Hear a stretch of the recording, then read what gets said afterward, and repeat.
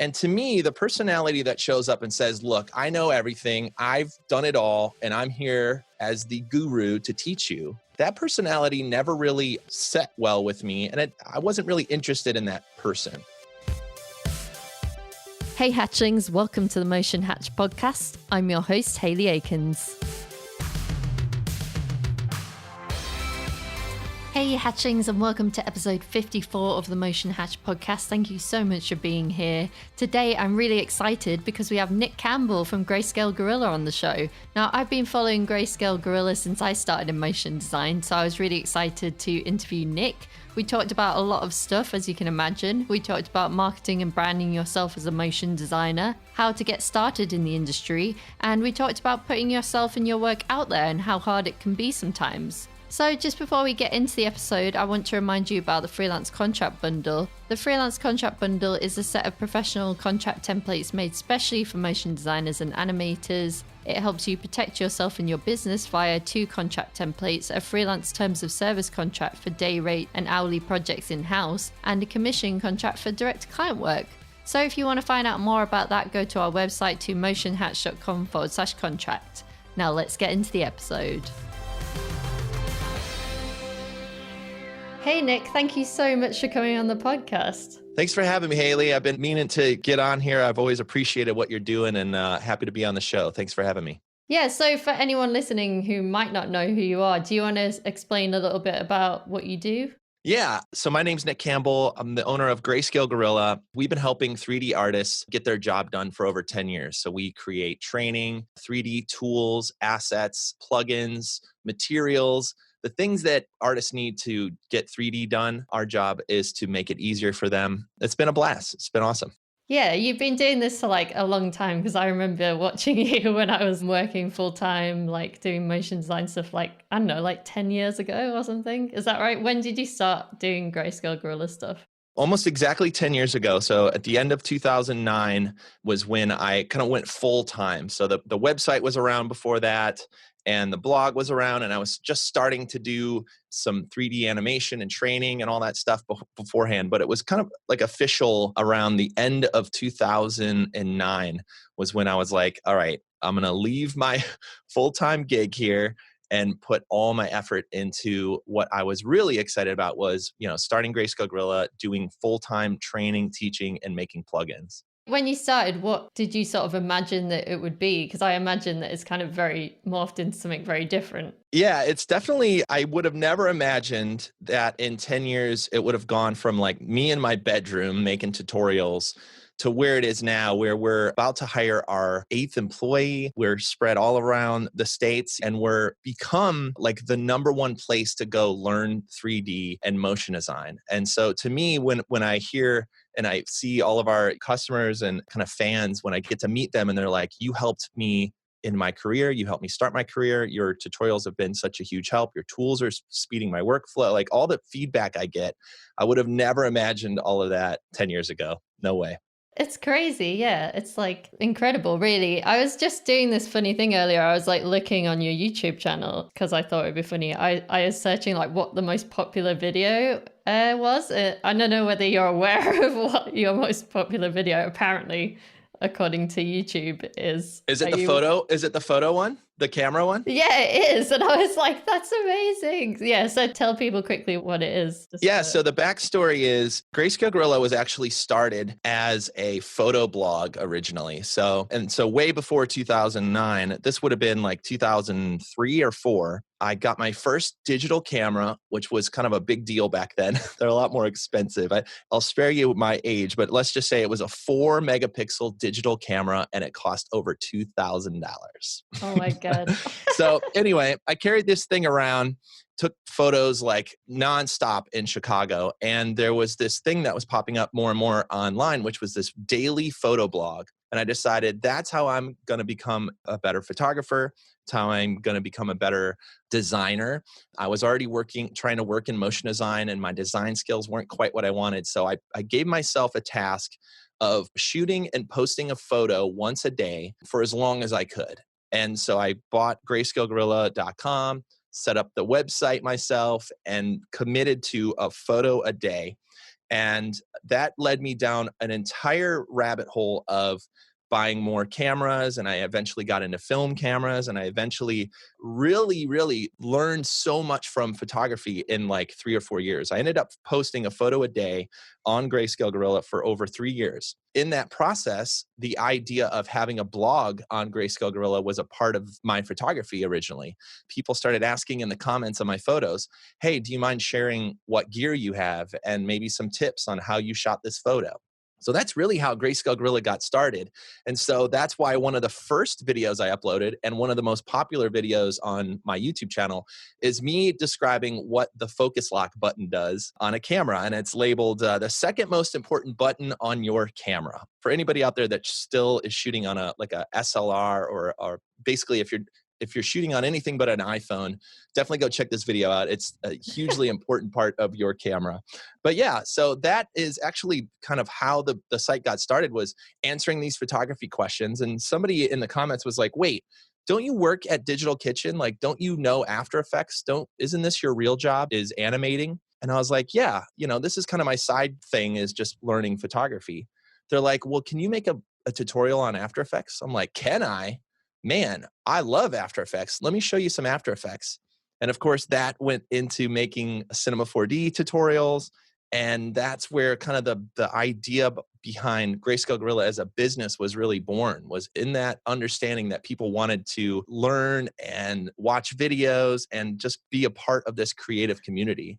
I'm probably jumping ahead a little bit, but that's kind of the start of the company. Because I was watching when it was like the photography stuff and then into After Effects, which is probably also showing my age. But like, how did you make that pivot from the After Effects stuff into deciding to just do Cinema 4D stuff now and like 3D stuff? Well, After Effects was such a piece of software that it opened my eyes to the possibility of what computers could do. I kind of always wished there was a program like After Effects when I was a kid. And as soon as I found it, I was like, this is now my obsession. And After Effects really brought together a lot of things that I love. It brought filmmaking and animation and music and sound effects and visual effects and behind the scenes. And it brought all this stuff into one timeline. And it allowed me to almost do anything, right? And this was when After Effects 3D was just getting started, where you could turn a flat layer into 3D and kind of fly around with a virtual camera.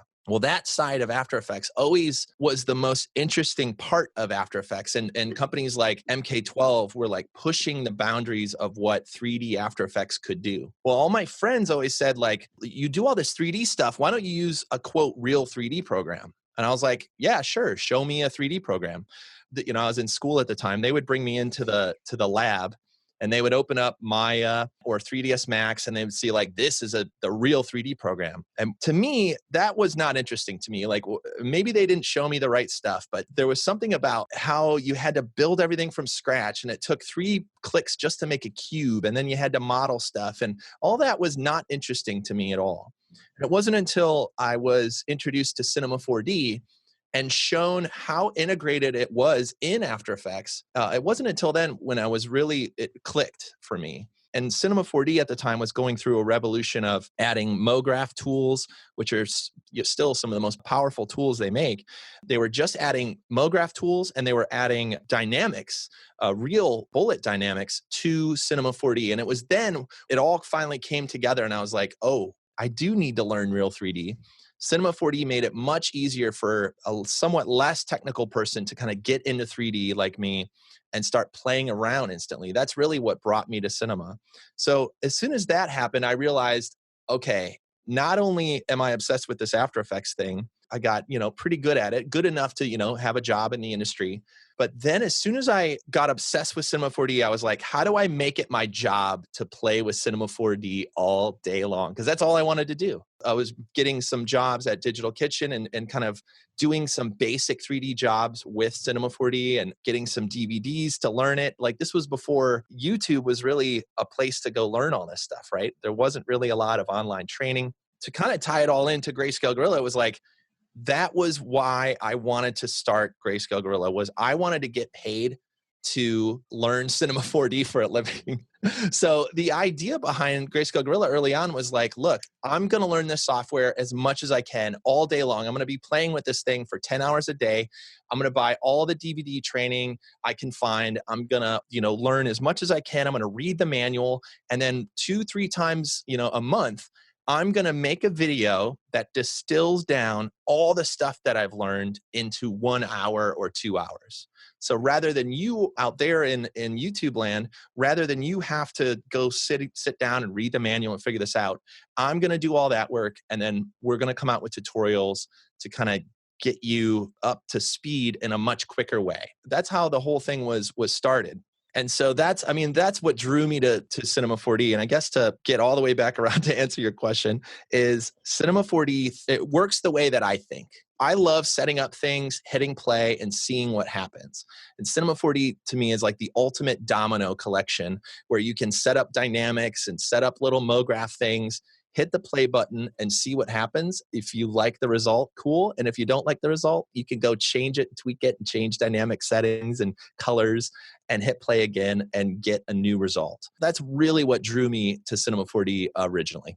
It seems like quite a brave thing to just put yourself out there, and yours was like the first motion design podcast I ever listened to. It probably was like the only one. I don't even know, like maybe it was the only one, but it seems like that was kind of a brave thing to do, considering that you sort of felt like you were just learning it at the time and you were just teaching people what you learned. I mean, what do you think was the driver behind that? And how did you get over that? How did you get over the thing of like, everyone will hate my voice, all of those things that we all think about?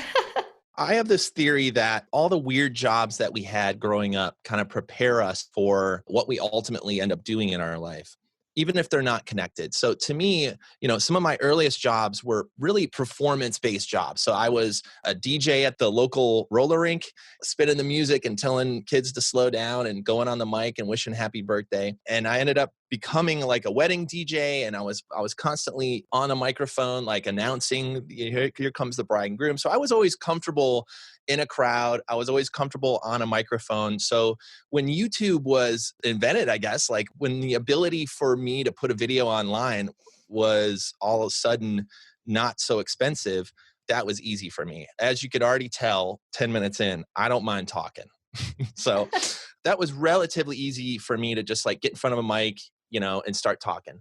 But the other part of your question of like, why would anybody want to listen to somebody like me that's just learning this stuff? That was something that I've learned over the years with different types of bosses or different types of people that I've had to work with. And to me, the personality that shows up and says, look, I know everything, I've done it all, and I'm here as the guru to teach you. That personality never really set well with me. And I wasn't really interested in that person.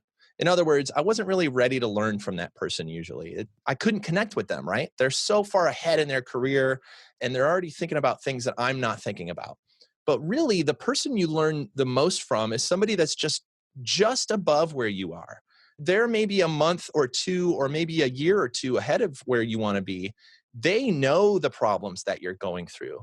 They are experiencing them in real time. They know the questions you're asking.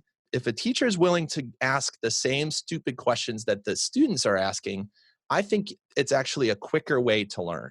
So that was the goal of starting Grayscale Guerrilla was, I'm going to learn this. I'm going to go figure this out. I'm going to go ask all the stupid questions, and I'm going to come back to the site and share it with you guys. And what was exciting was over the years, I got to meet some of the best people in the industry. And I found that they thought the same way. No matter how far ahead they were, and no matter how long they've been at this, they still had that curiosity as a student. The best artists and the best people that I've met in this industry still have the mind of a student, and they don't let that go. And so to me, it was knowing that my favorite teachers were also humble. They showed their mistakes. They were willing to make a mistake and show you what was wrong. I connected so much with those personalities that when it came time for me to try and become a teacher and help somebody, that was always in the back of my mind on making sure that I was connecting in a way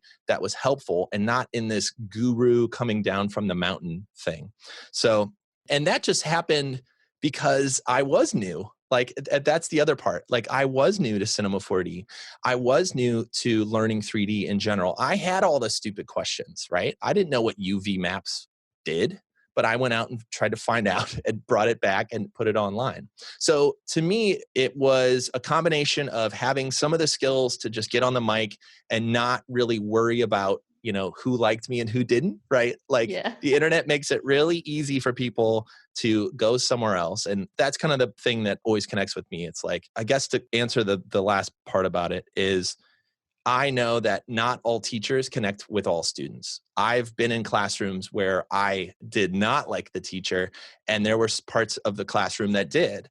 And then I've been in the opposite where I'm like, I'm really connecting with this person, and there's parts of the class that didn't. So I realized that I didn't have to worry too much about overthinking this. I just had to be myself, I knew I was passionate about this. I knew I had some good energy. I'm going to bring my positive energy to the world, and they could decide if it's for them at that point. I think that plays a bit into my next question. I'm sure you've had bits of criticism and stuff like that. And I think I heard people say like, oh yeah, like he just makes spheres all the time. Like Nick just always making those spheres. How do you deal with that kind of stuff? Because it's like, it's always a small group of people. Like the way I think this plays into like freelance motion designers, right, is like putting their work out there. So for you, it would be like putting tutorials and stuff like that. And then maybe there'd be like one person who would say something like a bit crappy, and then but then loads of other people say nice things. But like, how did you kind of get over that thing? Because I feel like this can like help people when they're putting their work out there and stuff like that too, Absolutely. So I definitely want to come back to spheres because that's important. There's a reason I love spheres. But when it comes to putting yourself out there for almost anything, there's always going to be a small group of people, hopefully small group of people that don't connect with it. And the majority of those people that don't connect with it are actually busy with their life, and they could go just do something else with their life.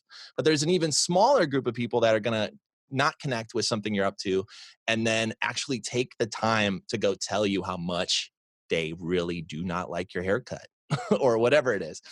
And I'll say it's never great. Like I don't love seeing negative comments for sure, but it always is reminded that it's one out of, hundreds of other people that do come up to us, say how much we were a part of their career, how much that we've helped them and all that stuff. So to me, I always try to weigh it all out. It's so much easier to kind of worry about that one comment, but I always try to go read 100 other comments that are like, this is awesome. Thank you so much. I will say though, that I do look at comments.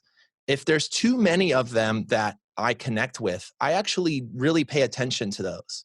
So if there are 10 comments about, hey, this thing that you're doing is not cool or something, like that's actually something that I pay attention to and I really look at, because when it's one or two, that's fine. That's the small percentage of people that just want to kind of write something.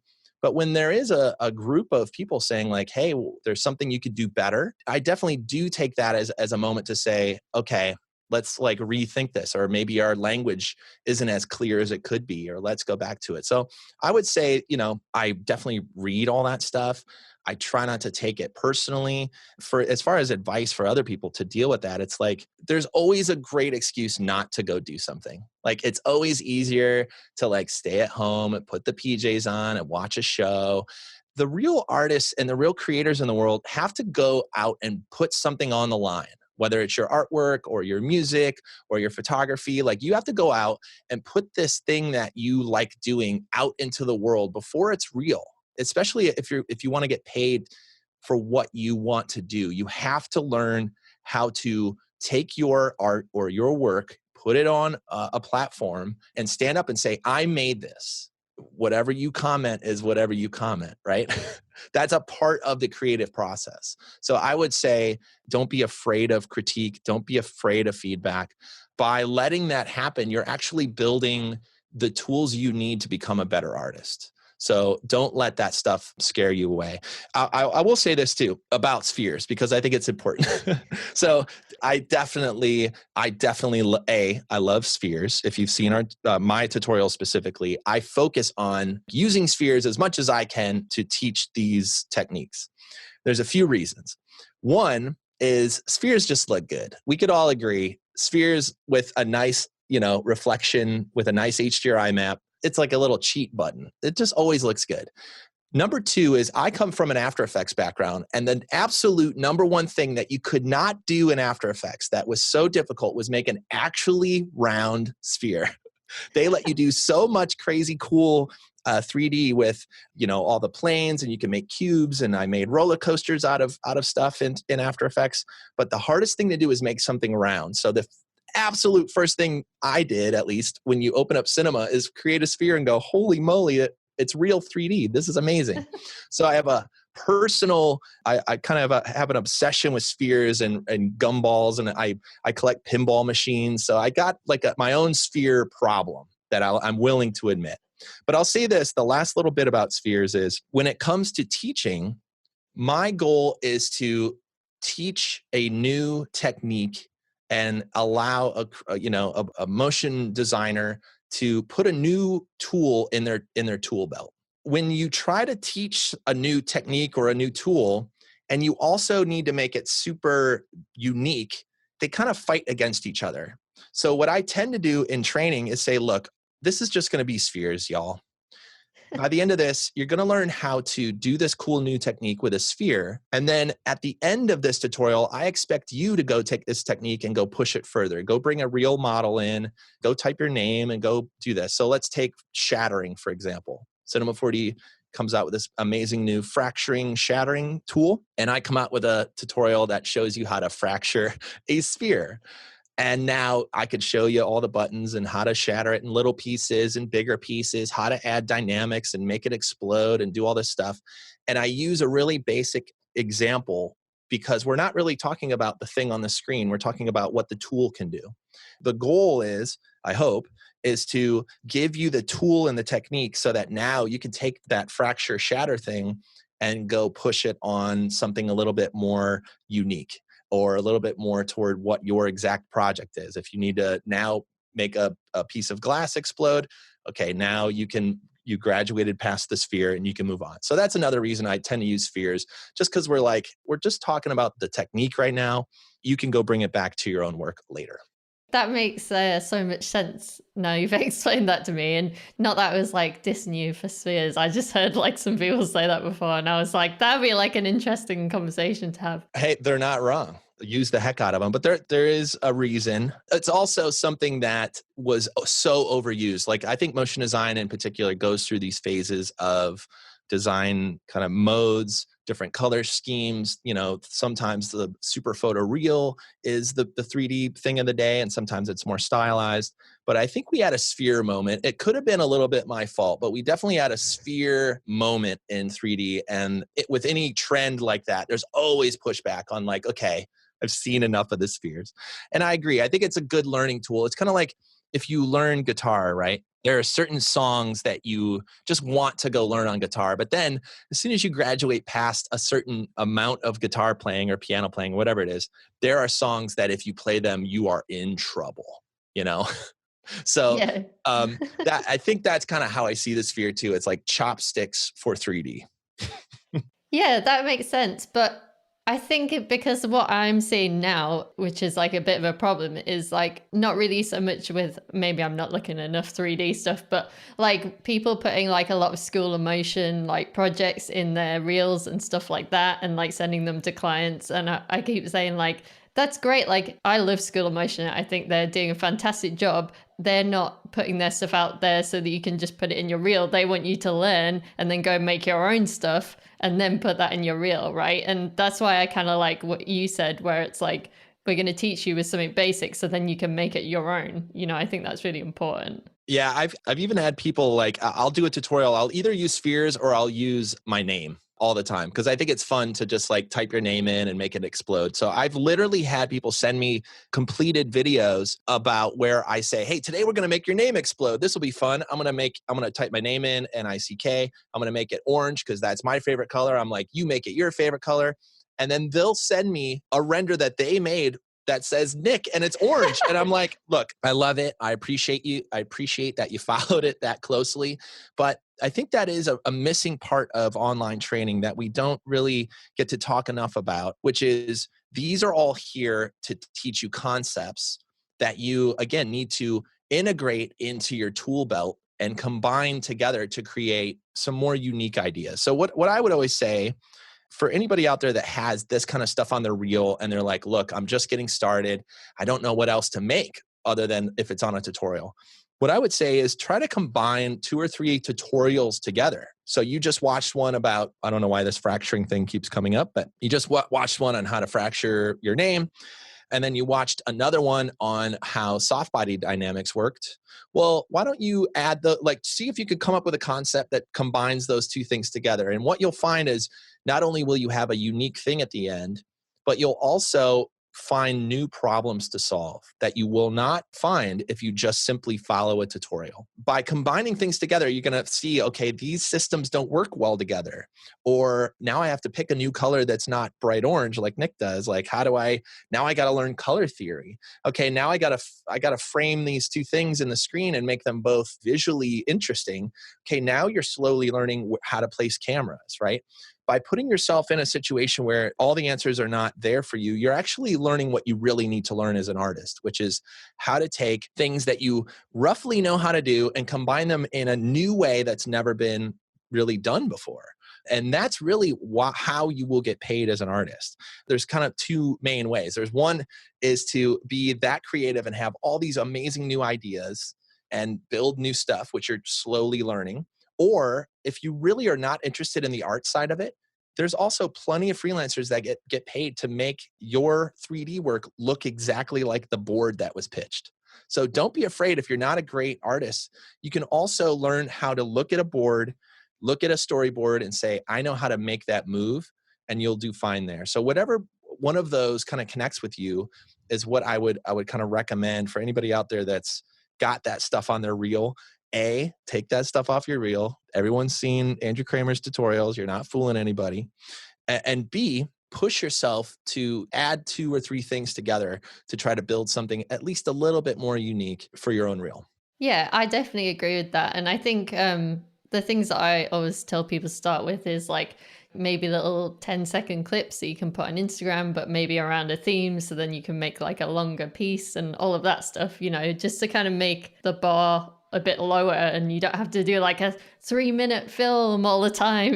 This is what people are always trying to do, right? They're trying to come up with these like super long, extravagant things that they never ever get done. And it's like, well, no, it's a reel. You can just put little clips in there, and I think it's fine. And a lot of people that I've been talking to recently, like people who are hiring motion designers, are like, I always look at personal work. I always look at Instagram. They're not that bothered if like you don't have like a million clients under your belt. I think it's more about like showing like who you are in your personal work more than anything else. Yeah, exactly. Start to make things around that. So there's this whole idea of dailies, which is, becoming increasingly popular.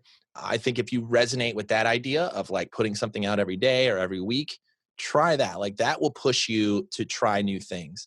And again, it doesn't have to be a brand new concept. If you look at some of these daily artists, they'll have like a concept for the week, and they'll make little adjustments and tweaks and, maybe different color schemes for that week. And then you can put that away and try something, in a different style the week after that. And that lets you, like you were saying, Haley, like learn way faster than if you spend the next 3 months on a 3-minute music video that only has one style in it. You're going to learn so much more by just trying out different things, experimenting. That's how you find what your style is. That's how you find what your voice is. Not by doing one thing for 3 months, but by experimenting and playing and finding where your creative voice is. I want to ask you then, I think this kind of follows on. So if you were starting out today as a motion designer, what do you think that you would do to kind of stand out? I feel like that's quite a hard question, but go.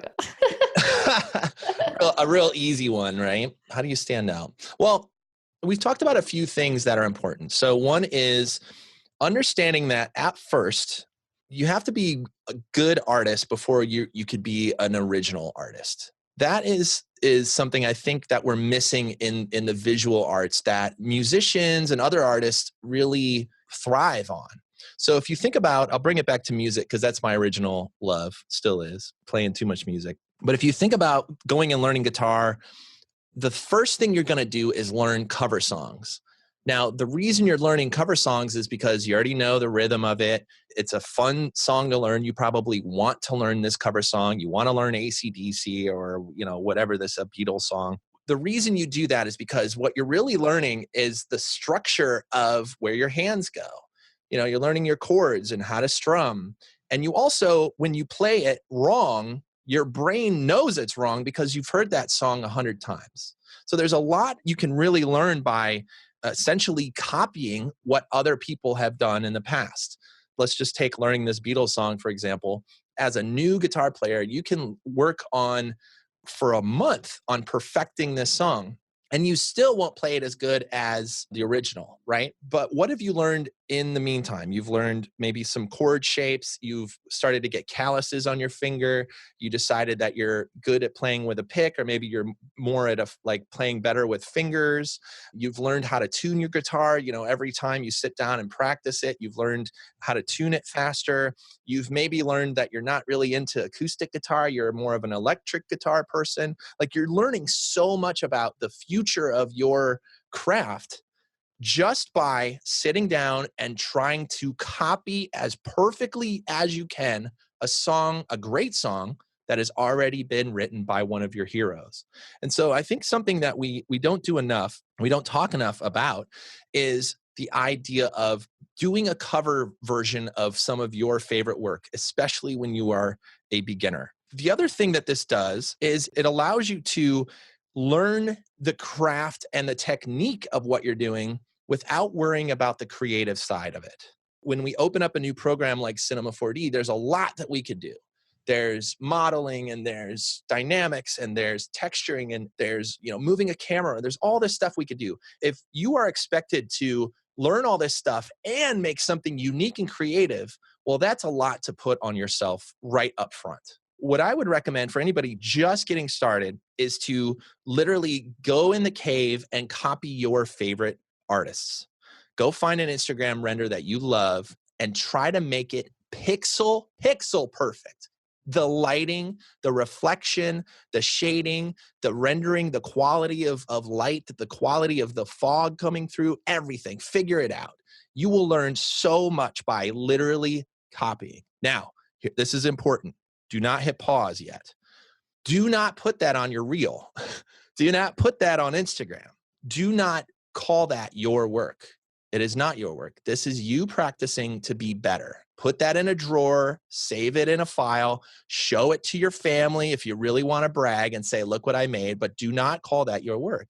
But you have just learned a ton. You have just learned a ton as an artist by literally trying to figure out how your heroes get their job done. And so now, after you do that, I would recommend now combining these things together. Watch a tutorial, and now you have a rough idea of how to make something all the way through. Try to mash these two things together and see if you can make something a little bit more unique. And this is exactly what musicians have done for years, is play multiple different covers of multiple different genres, and they eventually go, you know what, I like this genre. I think if I start a band, it's going to be in this unique little world. And I'm going to be playing this guitar, and I'm going to grow my hair out this long, not too long, but this long. And then I'm like, you are learning so much about the future of your career by going through these little tangents and by playing other people's music just for a little bit, enough to find out your own music. And so to me, that's how you stand out. You stand out by finding your unique voice, by playing as many other, songs as possible, and combining them all into the thing that you love the most. And as soon as you find that and you start showing the world that, this is when it comes to actually putting yourself out there, putting your work on Instagram, doing dailies. There's like 36 days of type or whatever that project is, like joining one of those. There's the Inktober thing that I think is ending here in October. Find one of those things that allows you to just put out stuff. If you combine that with finding a little bit of your own unique voice and showing your passion to the world, I think that's when you stand out. If you just try to copy one artist and put that on Instagram every day, you may be learning something on your own, but you're not going to stand out in a world where anybody can go watch a tutorial and just put the tutorial example on their Instagram page. So that's what I would recommend is don't be afraid to look at your heroes, see how they do their work, but start to combine things together to find your unique voice and put that out there. And then I'll end by saying, or this part of the question anyway, by saying that artists are usually pretty bad at marketing themselves. And you have to remember, as an artist, especially if you want to get paid to do this stuff, you have to market yourself and put just as much thought and energy into that as the brands that you eventually might want to work for. If you're the best artist in the world and you're in the basement and you've made a million great pieces of work and nobody knows who you are, well, you're not doing anyone any favors, right? You literally cannot be hired. Nobody knows who you are. No one's going to recommend you for the next job. But if you're a great artist and you're going out to meetups, you're going out to events, you're putting your work out on Instagram and on Behance and letting your audience grow and finding your unique voice, you're connecting with people in real life, letting them know that you're passionate about what you do. That's how you get hired. That's kind of a hopefully brief version of the way to kind of approach this. But if I were a new motion designer, that's exactly the path that I would take to like at least get my first job in the industry.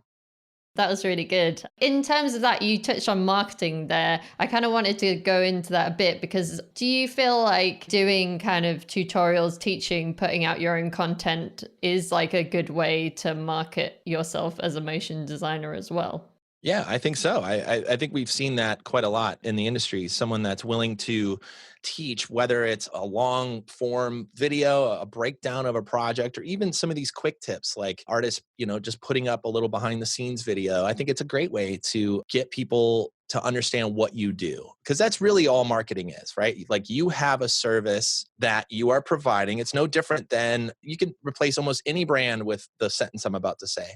You have a service or a product that you know will help other people, and other people need work done. You just need to know about each other. The studio or that you might work at or freelance for, or the job, your first job you might get, probably need help doing something that you do. And if you can connect with them and you're good at what you do and the price is right, a connection is made. And that's no different than walking through the grocery store and saying, okay, I have a hunger problem. I have a taste for these kind of things. I see this product. It is the flavors I like. It's got the branding I like. It's got the price I like. And we're getting closer and a connection is made. You go to the grocery store or you go to the checkout and you buy that product. Now, I think a lot of artists kind of think that that's bad. Like it's a little, I'm not a product and I don't need to worry about marketing. Marketing's for like big companies that I hate. But all marketing is what we just talked about. It's solving a problem that other people need solved. And look, if you are able to solve that problem and you're not letting them know about it, well, that's on you, right? That's not up to them to go scour the internet and scour the basements for great artists. It's up to you to get in front of them and say, look, I love 3D. I love illustration. I love photography.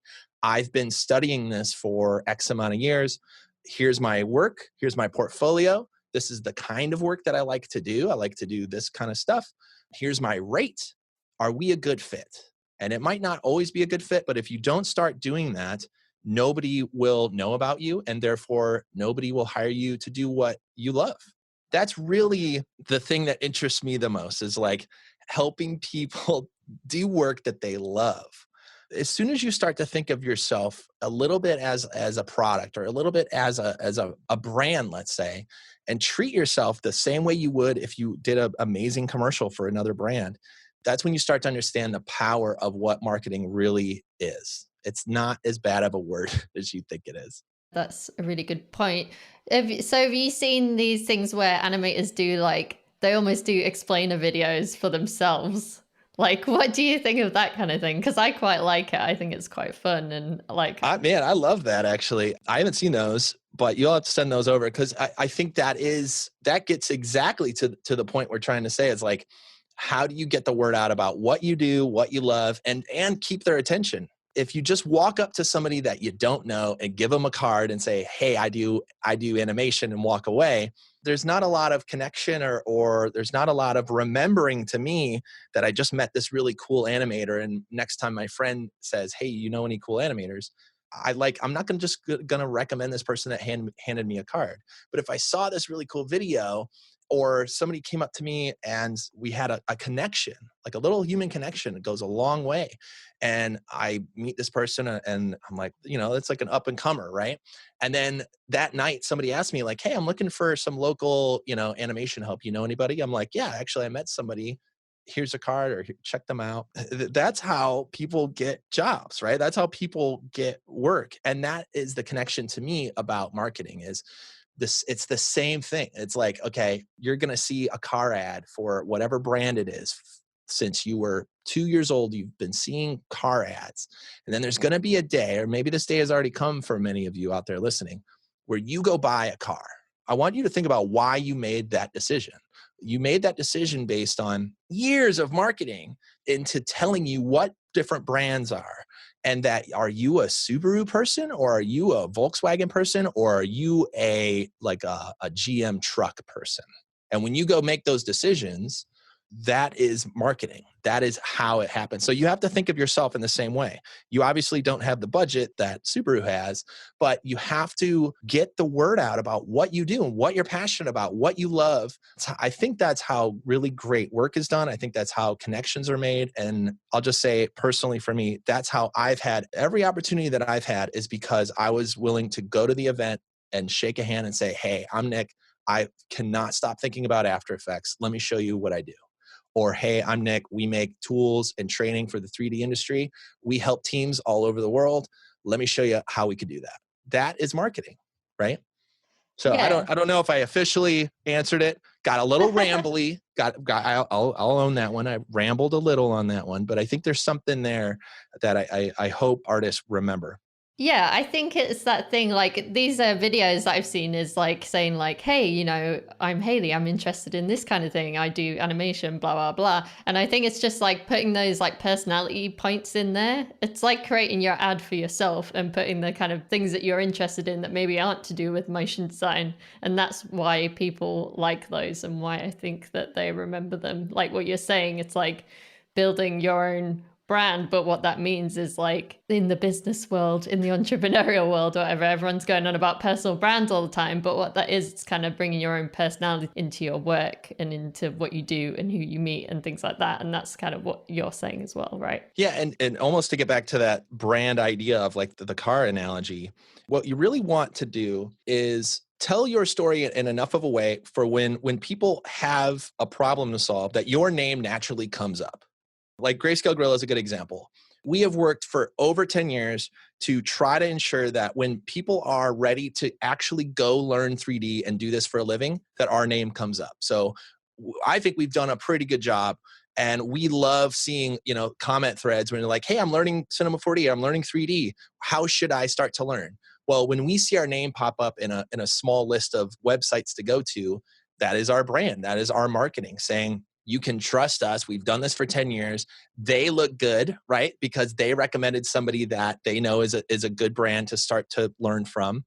And we benefit because we're in a conversation. We didn't have to go pay for an ad to go in front of that person. We just naturally have that way because we've been doing this for so long and focusing on education and tools and materials, that when those conversations come up, our name naturally comes up. And that's where you want to be in your own way. Maybe it's just in your local market. Maybe it's just at the design meetups or whatever it is, but you want to have some sort of version of that so that when After Effects comes up, your name is mentioned. Or when Illustrator comes up, your name is mentioned. Or when photography comes up, your name is mentioned. So that's all that branding is in a big way, is trying to make sure that your name pops up in someone's head when they say art or design or photography, whatever it is that you do, right? I think that's great. What is making me think about is like this idea of like having a niche and being like a generalist. And I just wanted to know what your thoughts on those kind of things were, because obviously like you teach people about Cinema 4D and stuff, but a lot of people know After Effects and Cinema 4D and they're doing like lots of different stuff. But what I tend to see a lot is the people that people know the most and that seem to be the most successful have like a very niche style or something like that. I just wanted to hear your thoughts on that kind of thing. I get this question a lot, like, should I be a generalist or should I like narrow it down and be a Yeah. niche person? And I've talked to a lot of artists and I've had a lot of conversations about this. I think for me, at least, the answer is you don't really get to decide. Your body already knows the answer to this. In other words, you don't want to make this decision based on the market because then you're going about it the wrong way. You have to decide who you are as an artist and just naturally fall into one of those. So this comes back to that playing guitar thing and learning a bunch of different songs. The reason you want to go learn a bunch of covers of different genres of music is to find what you love to do.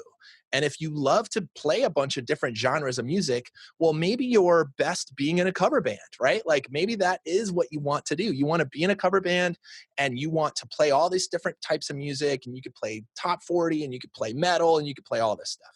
And maybe you get into it and you find that the most obscure psychedelic rock, that's all you want to do. I just want to learn how to play this really unique brand of music. And you go funnel your way down into this little world and become one of the best at that. I don't think that that's a decision that you necessarily have to make. I think you have to try different things and see what kind of person you are. Now, I like dabbling a little bit in everything. I'm not a focused person, as you could probably tell by the way I talk. I like knowing enough to be dangerous in a lot of different things. So I would consider myself more of a generalist. And I know just as many other successful freelancers and artists that just know how to make a particle simulation look perfect. And they are hired as well, because when you think perfect particle simulation, you think that person. I wouldn't worry too much about it. I would kind of decide, let your interest of the art that you do decide where you end up, and then go all in. And so if you end up discovering that you are a generalist, well, okay, well, maybe go learn some new stuff. Maybe go learn X particles. Maybe go learn these new renderers that are popping up in 3D. Like maybe that is your focus, to really try to tie it all together. And if you discover you get X particles and you're like, I could just lose myself in this program and this is all I want to do is learn how to make beautiful particles, well, then it feels like you might be a little bit more of somebody more specific. Like let that fall in. So I would let your natural interests choose that for you rather than making a decision based on the market, because you're going to go way further by understanding your own interest and how you learn and what you're into than just making an artificial decision based on who's hiring. I like that. Thanks. I think that's like an opposite perspective of what we hear a lot on the podcast. So I think that's nice. What are these people telling you? You got to go be a generalist? Is that? No, I don't know, because I always think like my perspective is sometimes that it's better to have like a niche, because then you know where you sit, right? But I like totally get what you're saying too. I think that makes sense because you can't like force it. Right. So for marketing purposes, you do want to have a niche. Okay. So let's go back to the marketing thing. When you are a generalist, you definitely don't want to have a website that says, I could do it all, whatever. You want your fence painted or you need Cinema 4D, I got you covered. You don't want to do that, because if you are everything, then you're nothing. Like you obviously just have not spent time on a certain thing. So in that case, yes, I agree. You definitely don't want to brand yourself as somebody that, like, I always get nervous when I go to a website and they have like 8, 9, 10 different pieces of software that they list that they can use. And I'm like, okay, well, that might be true. Like, I also know how to use, Google Sheets, but I don't need to put that in my like website. So in that case, I would agree. You definitely have to eventually tell somebody what you are to get the job. But we all know the person that we've all probably worked with somebody that works in a creative space and definitely knows the main thing that they do, but can also come over here and help with this, or come over here. So me personally, I was hired to be an After Effects animator period. That was it. I wasn't even a great designer. I was hired to be an After Effects animator, to look at the motion board and to make the animation in After Effects look like the board and please a client. After I got the job, after I was working at Digital Kitchen for long enough, they realized I could take some pretty good photos. And so they sent me around to all the Digital Kitchen offices and took headshots of all the employees, like really cool, unique headshots. And then later in my career, as I started to learn 3D and obsess over Cinema 4D, they saw that I could do some pretty good motion design based 3D. At the time, our quote, like real 3D team was busy doing like photoreal lions and all this like really complicated character animation in 3D. And I was like making a logo spin around. But that only came after I stamped on my website that I am an After Effects animator. So I think you're right. I'm glad we dug back into that. I guess to go back to the advice is, I don't think you can control who you are naturally. Like you have to, if you need a break from whatever you're doing and you're drawn to another creative thing, what I would say is don't fight that. Don't fight that and say, oh, I have to just focus on this one thing because that's what I heard on a podcast. As a creative person, you have to go down these rabbit holes and be drawn into new things. Go play. If you want to be a musician as well, go download Ableton, go play with that, go do all that crazy stuff. But I will agree with the other guest. Let me restate what I said. You do eventually have to stand up and say, I do this. Okay. I solve this problem, because that is how marketing works. And then once you're in the door, then you could tell them about all the other problems you could solve. But I would agree. You have to be a little bit more clear about what problems you solve in the world. And it's a little bit, actually, not to continue down this, but we've gone through this, right? So real direct example, Grayscale Guerrilla is known for our training. If you're looking to learn 3D, you go to Grayscale Guerrilla. We got you covered. We got hundreds of hours of all this intro training for free. Come learn Cinema 4D. Well, what we also in the past and still today sell are our plugins. Now, our plugins win a ton of awards. They speed up your workflow. They do all this great stuff. But when you ask what Grayscale Guerrilla is, the first word out of everyone's mouth is probably going to be training and not plugins. That's why we started doing professional training at Grayscale Guerrilla. So now we actually like listen to our customers and we're like, okay, our plugins are great and they solve a lot of problems. But when it comes to training, we wanted to like step that up. No longer did we just want to do intro beginner training. We wanted to actually build an entire way for an artist to go from just interested in Cinema 4D and After Effects and Houdini and Redshift and Octane and X Particles. If you're interested in that stuff, come learn it for free from us. But when you're ready to do this for a living, we now have Grayscale Guerrilla Plus that you can join. And now you get everything you need to become an artist, work faster, more advanced training, all the materials that we have, and much more like that.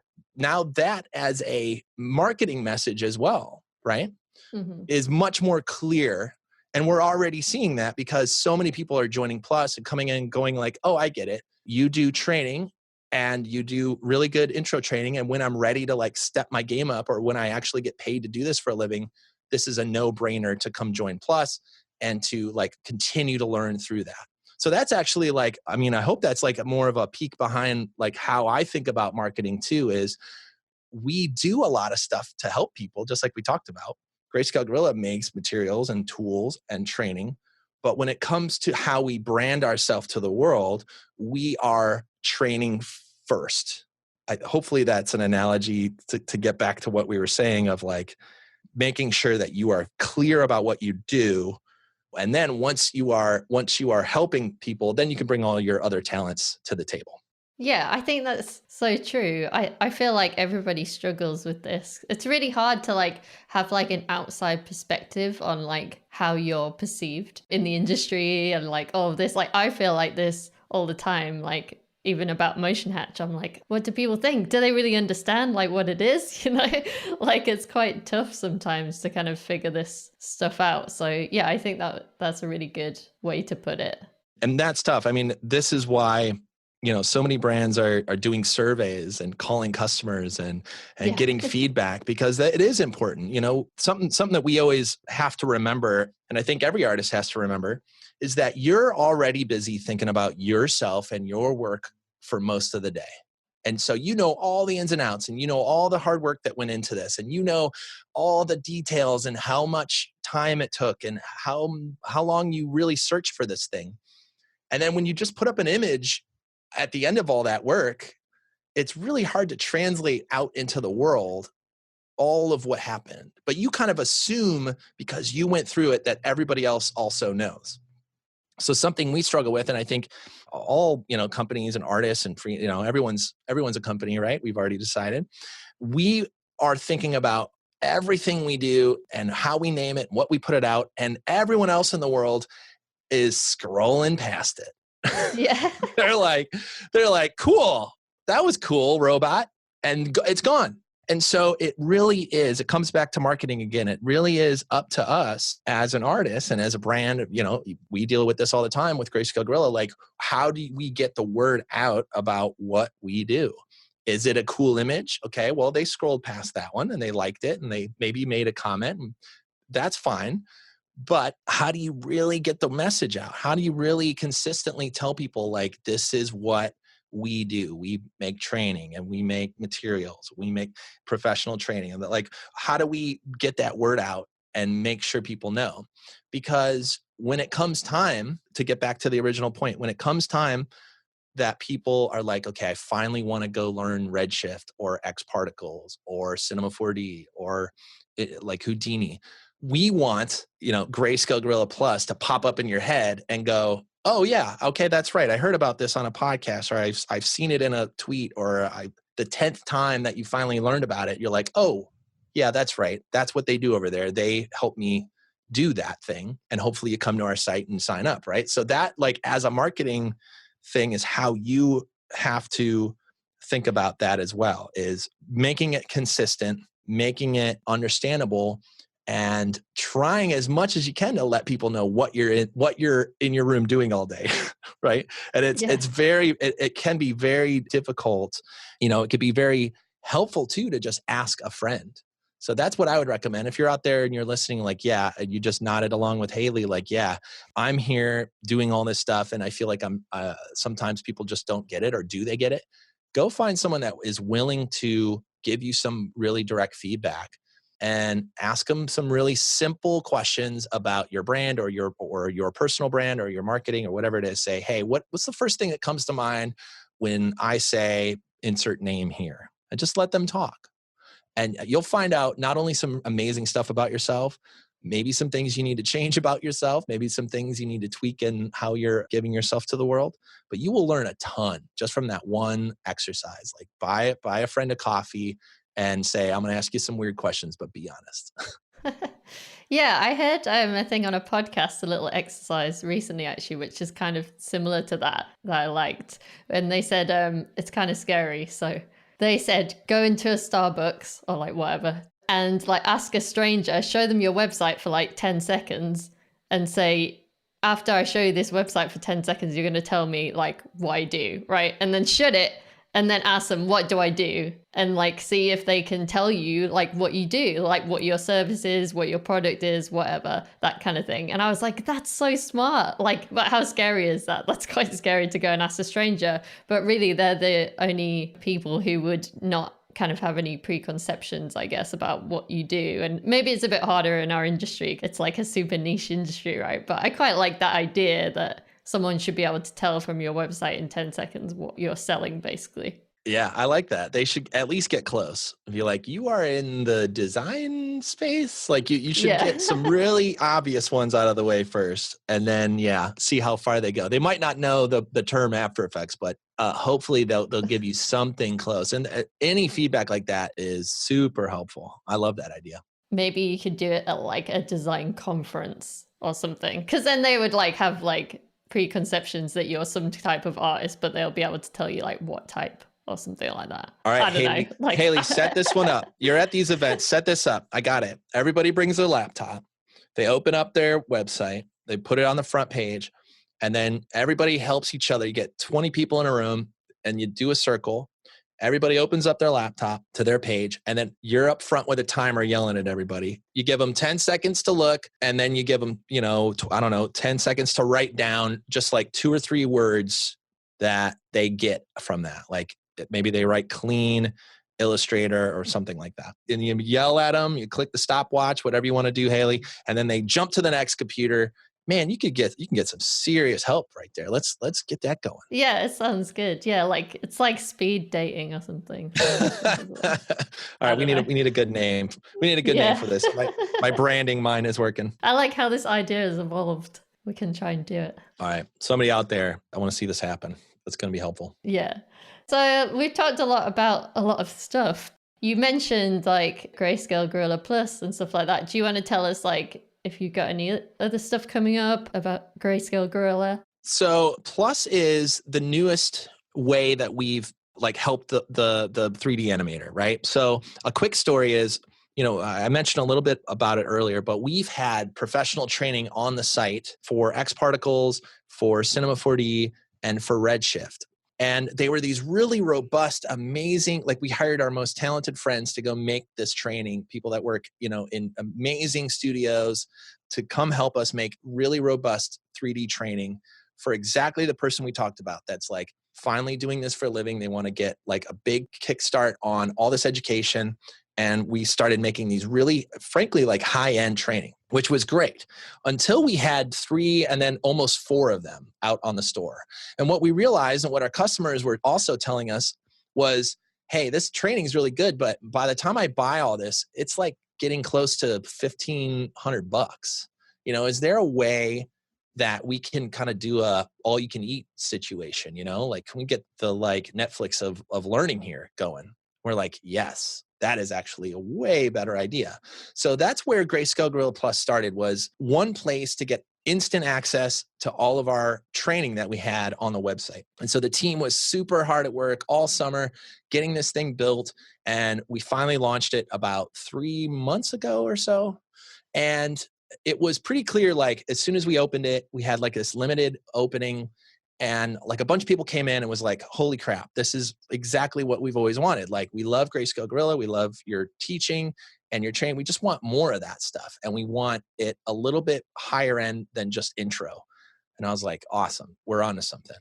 So recently what we've done with Grayscale Guerrilla Plus is realize that Plus is really the place that we could just help 3D artists and not just with training. So this is the exciting thing that we've been working really hard on for the last few months now, or I guess month and a half. It's all happened so fast. Is we realize that not only should Grayscale Guerrilla Plus be all this amazing training, and you obviously get everything we put out in the future, like we just dropped this amazing procedural systems thing. Like if nothing else, just go check out the stuff. If you're into 3D and you're listening, go check out the stuff that Zach makes in this procedural systems training. He pushes Cinema 4D so hard, it looks like a Houdini render. Anyway, we've put out all this stuff, but the big unlock and the thing that we've all been working really hard on behind the scenes is understanding that Grayscale Guerrilla Plus is not just training. It's actually the place that we could just have an idea for a tool and put it in the artist's hands. So right now we've been really busy including all of our materials as well. So we have these material packs, these collections, these amazing material collections that are now included in Plus. So not only do you get all of our training and everything coming forward, but all of these materials. And essentially every new thing that we launch over the next few months right now is included in Plus like day one. So that's been the real fun for me. Like we talked a little bit about branding and marketing and all that stuff. Plus was an idea that was pretty big. And as we started building it, we realized that Plus as an idea and as something that can help an artist like grew 5 times bigger in the last month. That's been kind of what I and the team have been up to, creating stuff and putting it inside of Plus. We have this Houdini training coming out soon. We just launched that Zach Corzine training that's all procedural systems. Some Arnold training coming out. That's something a lot of people have been asking us. But it all comes back down to that original idea of why I started Grayscale Guerrilla and why we've built the team we have, which is we all love teaching. We all love learning. And I wanted to create a place where we can all learn, and then take what we've learned, put it into video form, make it easy to watch, make it hopefully interesting to watch, and help 3D artists out there that want to stay up to date with, all these amazing tools we have access to, and not make it so dang expensive. That's kind of the big goal right now, and something that's been honestly really exciting about what we've been up to. And like I said earlier, it's like no longer is it just like me in my bedroom. It's like this amazing team now that we have, and we're all contributing so much to this Plus platform. And we have just so many amazing ideas. We're all like re-energized in the last couple of months because we see how like helpful this is already. And now it's up to us to just come up with amazing new pieces of training and new materials and we have some new packs. I can't quite tell you yet, but they're coming soon. And now we could just literally just set them on the doorstep of all of our customers and say, look, if you're a member, just go download it and start using it. You don't have to pull your credit card out again. If you're a member, just start going.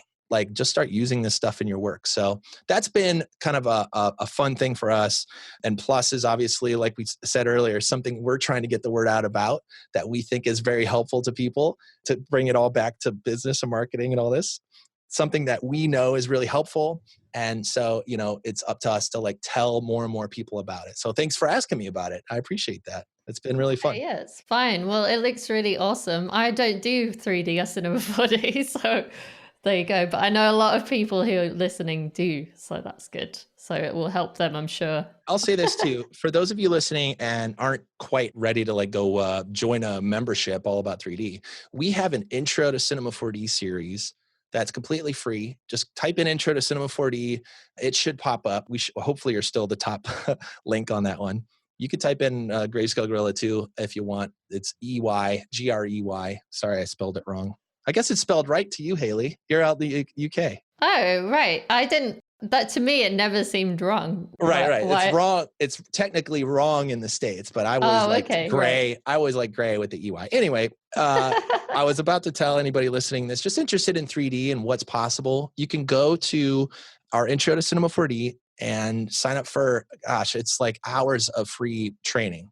And you can download a trial version of Cinema 4D and just see if you like it. If any of this fun, like making stuff explode and dominoes falling and spheres sounds fun, and you're an animator or an After Effects artist, and you've always wanted to try it, that's why we created this intro series. So just come, it's completely free. Just come sign up and start learning. And then let me know. Find me on Twitter and be like, Nick, this was awesome. Or Nick, 3D's not for me, buddy. Sorry.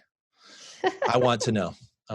Cool. Well, yeah. Do you want to tell everybody like where they can find you and Greyscale Guerrilla? I guess you already kind of said, but you can tell them all the links and we'll put it in the show notes too, I guess. Yeah, absolutely. So grayscaleguerrilla.com is where you can go find all that stuff I was talking about. If you want to hit me up on Twitter, I'm Nick Vegas on Twitter.